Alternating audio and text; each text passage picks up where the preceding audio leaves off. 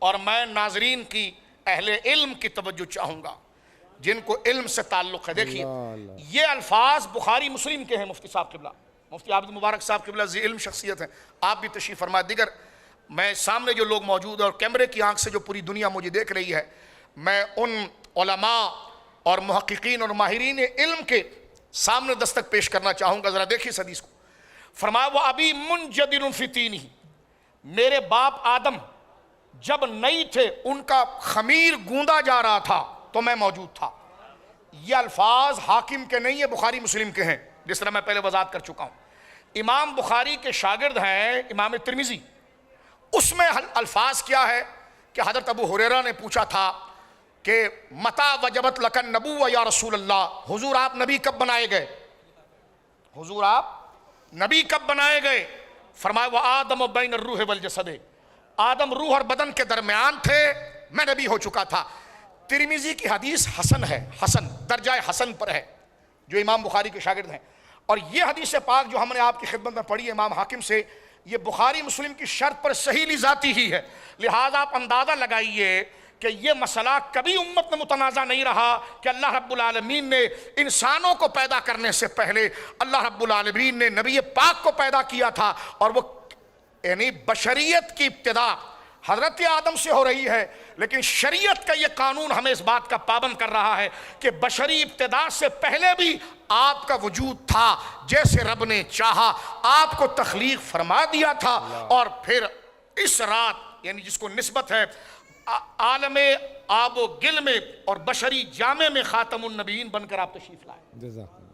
لہذا یہ کوئی جذباتی عقیدہ نہیں، یہ منقبتوں کا شعراء کا ذوق نہیں، یہ شرعی دلیل ہے. میں اس لیے عرض کر رہا تھا کہ وہ ابھی منجدل فی تینہ، آدم علیہ السلام کا خمیر گوندا جا رہا تھا اور اللہ نے مجھے پہلے بنایا. اب آپ دیکھیں اس میں 3 باتیں آئی ہیں، میں اللہ کا بندہ، میں خاتم النبیین، میں آدم سے پہلے. یہ 3 بات فرمانے کے بعد حضور نبی پاک نے صحابہ کی طرف توجہ کر کے دیکھ کر فرمایا سأخبرکم عن ذلک، کچھ اور بھی میں خبر دوں تمہیں کہ میں کون ہوں. سأخبرکم عن ذلک، اس موضوع کے حوالے سے اور بتاؤں. اب فرمایا انا دعوت ابی ابراہیم، میں وہی ہوں کہ حرم خدا بنانے کے بعد ابراہیم نے جس کے آنے کی دعا کی تھی. فرمایا انا دعوت ابی ابراہیم وبشارت عیسیٰ، میں وہی ہوں جنہیں سیدنا عیسیٰ روح اللہ نے مانگا تھا. وہ مبشرم برسول یأتی من بعد اسمہ احمد، جو قرآن کہتا ہے کہ اپنی امت کو انہوں نے کہا کہ میں تمہیں خوشخبری سناتا ہوں، میرے بعد ایک عظیم نبی آ رہے ہیں جس کا نام احمد ہے. اور حضور نے فرمایا آسمانوں پر میرا نام احمد، زمین پر میرا نام محمد ہے. ہمارے ایک شیخ صاحب بڑی پیاری بات کرتے تھے، غزالی زماں راضی دوراں، کہ کیوں حضور نے حضرت عیسیٰ علیہ السلام نے کیوں حضور کو احمد کہا، محمد کیوں نہیں کہا؟ تو انہوں نے کہا ذرا غور کرو، حضرت عیسیٰ علیہ السلام کی تخلیق اور پیدائش کا سبب کیا ہے؟ فرمایا جبریل کی پھونک، جو سیدہ عفیفہ مریم کو اوپر حضرت جبریل نے اللہ کے حکم سے پھونکا تھا، اور وہی پھونک سیدہ مریم پر جب پھونکا تھا حضرت جبریل نے، تو وہی پھونک سیدہ مریم کے صدف اقدس میں حضرت عیسیٰ کے استقرار اور حمل کی صورت میں رکھا. تو اب دیکھیں حضرت جبرائیل یہ زمین کی مخلوق ہے کہ آسمان کی؟ آسمان کی. تو آسمانوں پر نبی پاک کو احمد کہا جاتا ہے، تو وہی مزاج یہاں پر منتقل ہوا، تو آپ نے محمد کی بجائے احمد کہا تاکہ وہ تاثیر یہاں پر واضح ہو رہی ہے. فرمایا وہ مبشرم برسول یاتی من بعد اسم احمد. اب آپ دیکھیے فرمایا انا دعوت ابی ابراہیم، میں ابراہیم کی دعا، وانا بشارت عیسیٰ، میں عیسیٰ کی بشارت.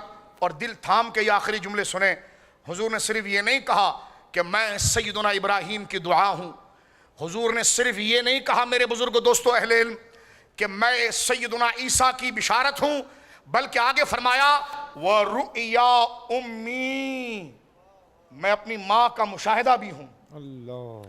آمینہ، اپنی والدہ کا حضور نے نام لیا، اپنی مبارک زبان سے اپنی والدہ ماجدہ کا نام لیا.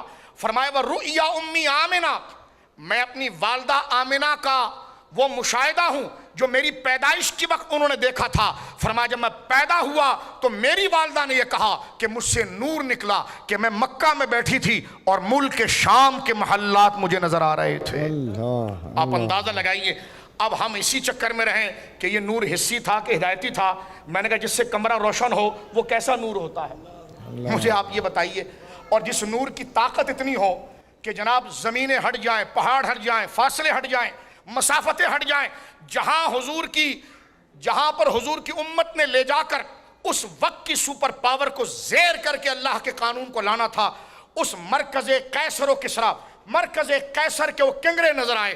فرمایا کہ ملک شام کے محلات کو میری والدہ نے اس نور میں دیکھا تو سرکار نے فرمایا جب میں پیدا ہوا تو میری والدہ نے کہا خرج منی نور، مجھ سے ایک نور ظاہر ہوا۔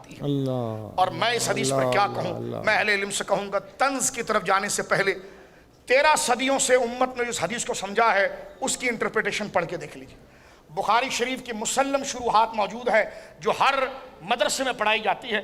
اپنی رائے قائم کرنے کی بجائے اس حدیث کو دیکھ لیں۔ تمام علماء نے کہا کہ جو شرک کی حالت میں جائے دنیا سے معاذ اللہ، اس کی مغفرت تو نہیں، لیکن مقام مصطفیٰ میں جہاں اللہ دیگر خصوصیات اپنے فضل سے دیتا ہے وہیں اسے بخشتا تو نہیں، لیکن حضور سید عالم کے ساتھ اس اظہار محبت پر ایک وہ شخص جس نے کلمہ نہیں پڑھا اس کے ساتھ قدرت یہ احسان کر رہی ہے۔ تو 13 صدیوں سے علماء نے یہی معنی سمجھا اور کہا کہ جس نے کلمہ نہیں پڑھا اس نے محض اپنا بھتیجا سمجھ کر آپ کے لیے خوشی کا اظہار کیا تو قبر میں راحت ہے۔ تو جو آپ کا کلمہ پڑھ جائے، اللہ کی توحید کو قبول کر جائے اور پھر آپ کی آمد پر اللہ کا شکر ادا کرے اور پھر اپنی زبان سے کہے کہ اب میری نگاہوں میں جچتا نہیں کوئی جیسے میرے آقا، ایسا نہیں کوئی۔ میں کہتا ہوں خدا کے بارگاہ میں یہ بہت بڑا شکرانہ ہوگا اس عظیم نعمت کے ملنے پر۔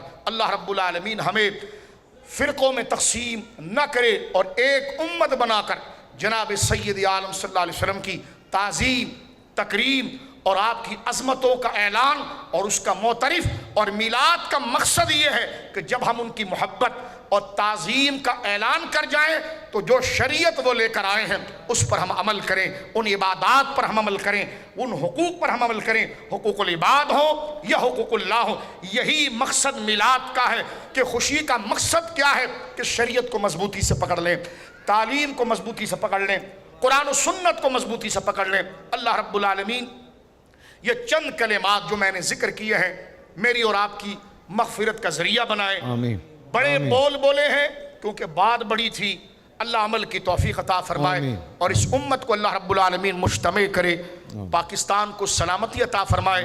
اور جس پلیٹ فارم سے آج کا یہ پروگرام جا رہا ہے ہمارے ان دوستوں کو اللہ رب العالمین حضور سید عالم کی تعظیم و تکریم کے فروغ اور اس نشر کی برکت سے بے بہا برکتیں، سعادتیں اور کرامتیں عطا فرمائے۔ کی محمد سے وفا تو نے تو ہم تیرے ہیں، یہ جہاں چیز ہے کیا لوح و قلم تیرے ہیں۔ وآخر دعوانا ان الحمدللہ رب العالمین۔